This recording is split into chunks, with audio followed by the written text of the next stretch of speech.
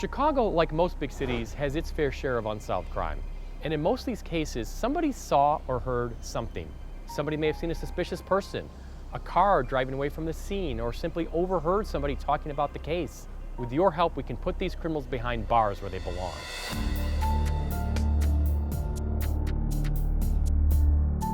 Here in Chicago, we have too many unsolved murders. We need your help.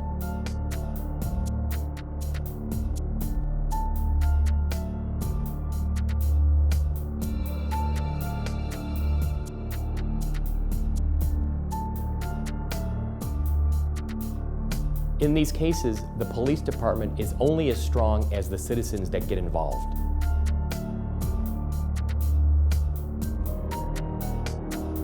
Oftentimes, all the detectives need is a tip, a start. Somebody to call in and say, I saw something. Any little information that you know can be the impetus to solve the entire case.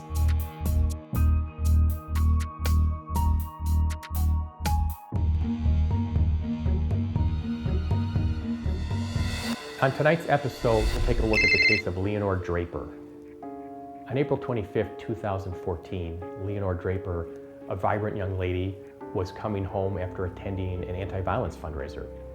As she was parked in front of her house, a car drove by and started firing shots out the window, striking Leonore. Here's her story. I met Lee, it's been at least 6-7 years, at church, actually. She was a Girl Scout troop leader with me and some other ladies at our church. She worked as a wedding coordinator, but really got to know her through working with girls and Girl Scouts. She was very vibrant, a happy person, willing to help out, very straightforward. She said what was on her mind, even if it was something that you didn't agree with her about or that you may disagree about, it was still said with love and just a really, really pleasant person. I met Lee, as I called her, and most people that knew her called her, back in 2003. I came into her apartment. I'll never forget, at the time I kind of had like a real big hair, like a lot of hair. She cooked me breakfast, cooked me dinner that evening and took my hair out, and pretty much that was the first time I met her. She was always somebody that had your back if you were part of her family or her inner circle. She always was very honest and gave her opinion, and you couldn't do anything, in my opinion, but just respect somebody for that, because as long as they're honest with you, what else can you really ask for? She was funny, very vibrant, and full of life. Certainly had a sweet tooth. Both she and Jason have a sweet tooth. I cook a lot, I bake a lot, and they would always ask, did I have anything that needed to be sampled? Lee was a ball of energy.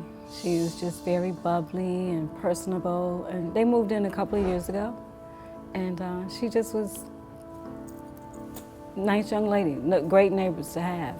I have a 14-year-old son, so the Draper house is a safe house. So it's important to me that they're there. Project Orange Tree is an organization of some young people, some high school kids.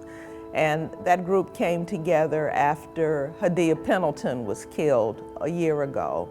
The goal is to instill within our youth the values that they value their lives and the lives of others. To educate young people about alternatives to violence in terms of resolving issues.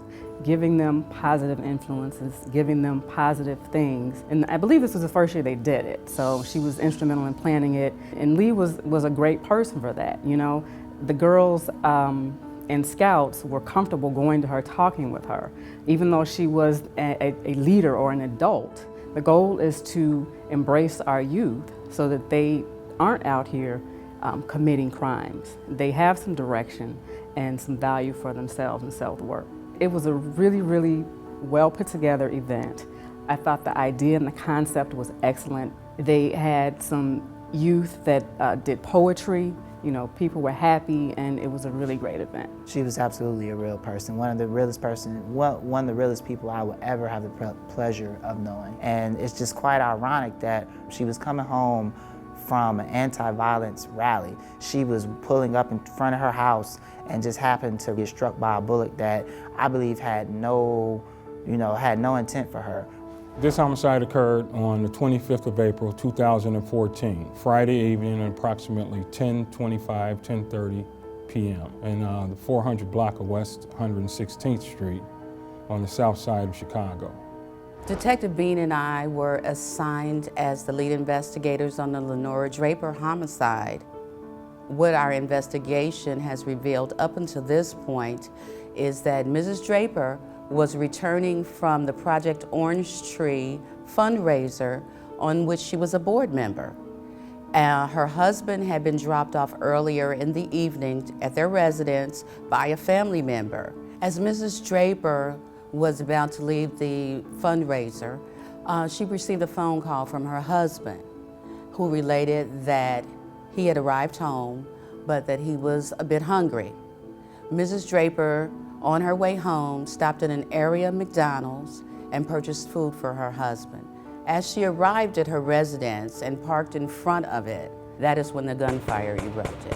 Moments later, Chicago Police Department arrived on scene and discovered her in her car, seated in the driver's seat. She had suffered a gunshot wound to her right arm. Subsequently, she was transported to an area hospital where she later succumbed to her injuries. Have you been in an accident? Have you been the victim of discrimination or had your rights violated? Have you been injured? If so, the lawyers at Hale Law would love to talk to you. We offer a free consultation. Call me, Andy Hale, 312-870-6926. 312-870-6926. I look forward to talking with you about your case.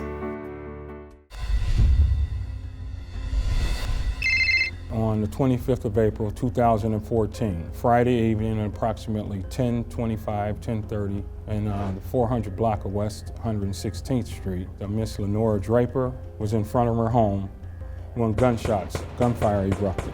She had suffered a gunshot wound to her right arm. My son and I were in the house and we heard some commotion and some popping sounds. And then I heard a woman screaming, "Somebody help me." I jumped out of the bed and I ran down and I looked out to open my door. I noticed that her window wasn't down and there was glass on the ground and her window had been, shattered. Told her, to hold on, I was gonna go get Jason. I was, ran and rang the bell, and when he got to the door, I was at a loss, but I didn't know what to say. So I just told him Lee had been hurt, and he just said, "My baby." I got a phone call from a church member that used to be a Girl Scout troop leader, and she says, what happened to Lee?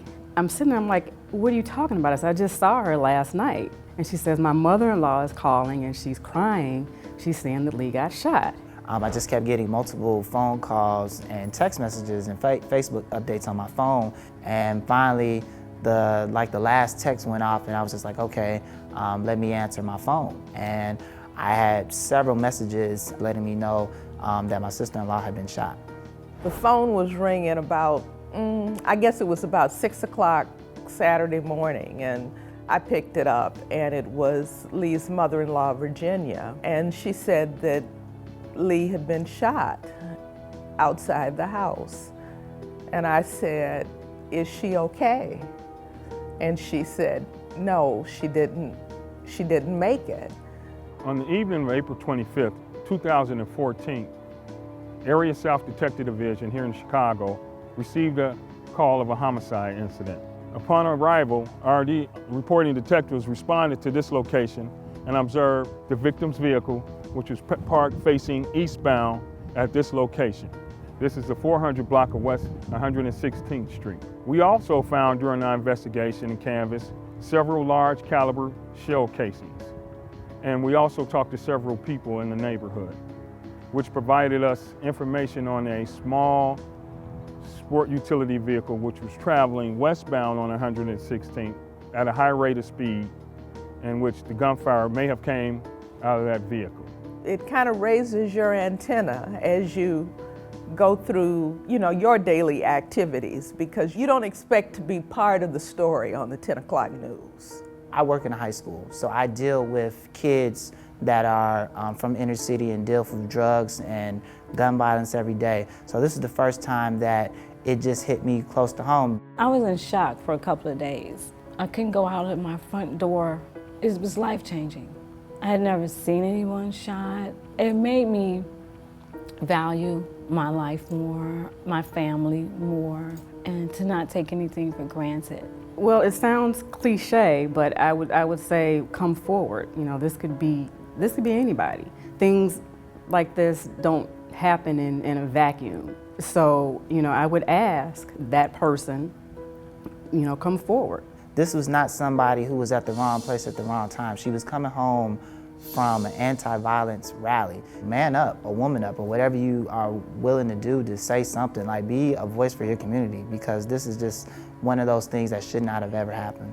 This is your community, and in order for the good people to retain control, you have to be willing to report what you see.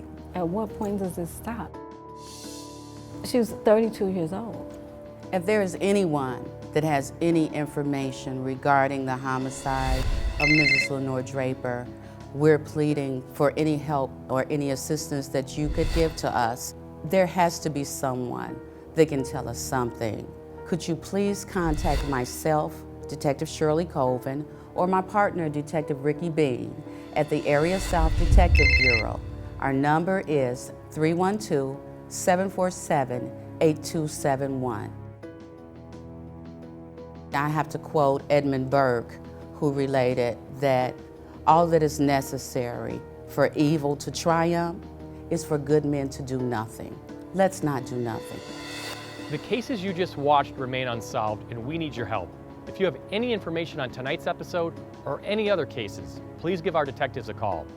We need our communities to come together so we can take back our streets and make our neighborhoods a safer place.